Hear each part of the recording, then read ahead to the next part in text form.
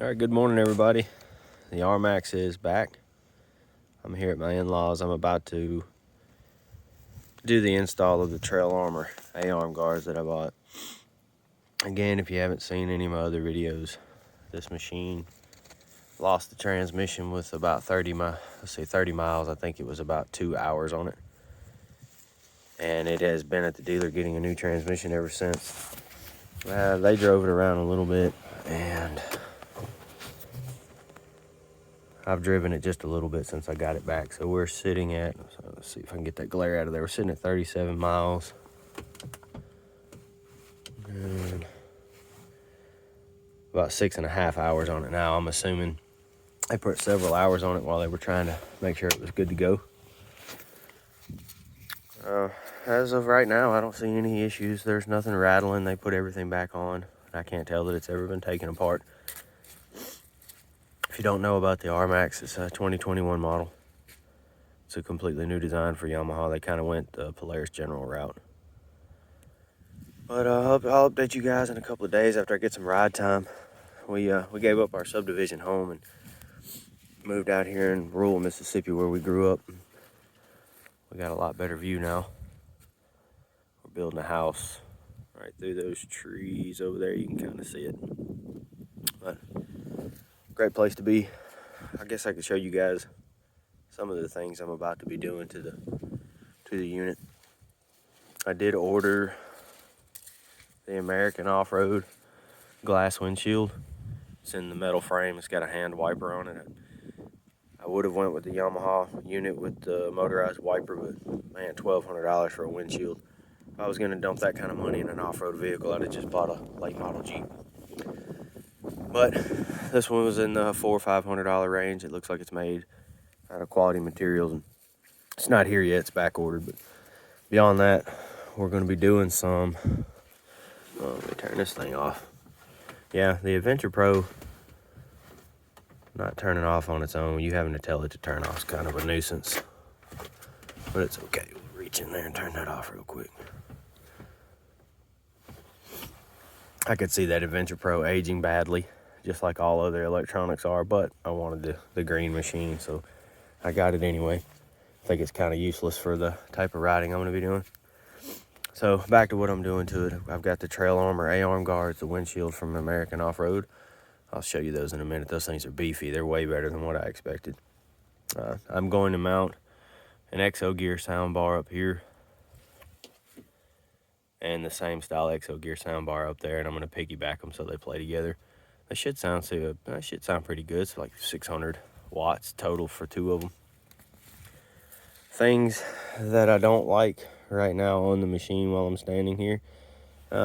These are understandably for safety, but they are a nuisance.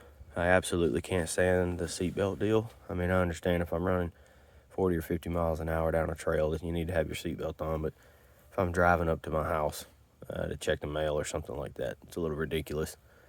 I can bypass that. I'll go in there and do a bypass on the switch. I won't show people how to do that because there's probably legality things going on there. Let's see what else. I am going to add a little bit of lighting. I was really impressed with the lighting on this unit. I like that. The headlights and whatnot light up pretty good. The backup lights are fantastic. But I am probably going to do a light bar because there's just no replacement for one of those big light bars. They light up the world. I like having that option. I'm going to throw some of the rubber-coated D-rings on there just in case I got to hook to something with the tow rope. I'm not stretching my winch out all the time. I am going to order 15-inch wheels, and I'm going to go to a squared-up setup.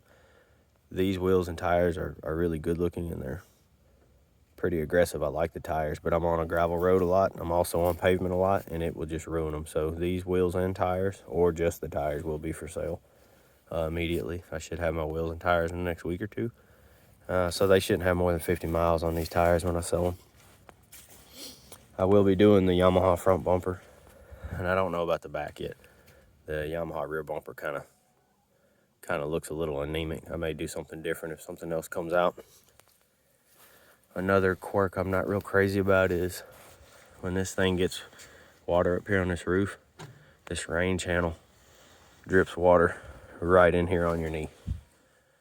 So I'll look at some way of maybe changing that. I'm not sure what you can do for that, but we'll see what it does when the windshield goes on it. That may change something. Then I'll go from there. But it absolutely, when it's raining, you get water right in the floorboard. You can still see where I keep this thing inside, but there's still water in the floorboard where it hasn't drained out from the last time I rode it in the rain. While we're down here, another quirk I found is, that looks like rust. That's just a leaf on the gas pedal. The gas pedal is really slick. It's hard to keep your foot on it. And the hole that gas pedal in, I wear a 10.5 shoe. So it's not very big, but I have a hard time mashing the pedal to the floor. So there's not a lot of space in there for a big foot. So keep that in mind. If you got a size 15 or something, you may have difficulty getting your foot in that hole down there. What else? I don't really have any other issues with it. The seats are great. Steering wheel's perfect. The comfort is good. People were complaining about how tall the roll bar was, but I'm sure that's some type of safety deal that they have to adhere to. I don't have a problem with it. I mean, I could see how some people's garages may be too short to get that in, but I don't mind it. All right, let's take a look at the trail armor stuff. I was super impressed with these guys. I mean, look at this. I don't know if the camera's going to do it justice, but those are my fingers. Look at the gauge of that plastic. I went with the plastic because you can't bend them. You're not going to ding them all up. They're not going to rust. I did kind of think that they could have done a little more here, but honestly, I'm not going to beat this thing off of rocks. Not running over trees with it. I just want something there just in case I get a little crazy. So there's the fronts. Again, very beefy, and I do like the fact that they're plastic. These were packaged really well. I've just thrown everything away. And then here's the rears. Very nice. And they come with some pretty nice looking hardware. So that looks good as well. We're gonna throw those on today, and I might give you a video in the next day or so through the weekend. It is freezing here in Mississippi, literally. It's pretty cold and everything's frozen over, so it's not pleasurable to be outside right now, but I'll tough it out anyway, and I'll get back to you guys on how it looks when I get these things installed. See you guys later.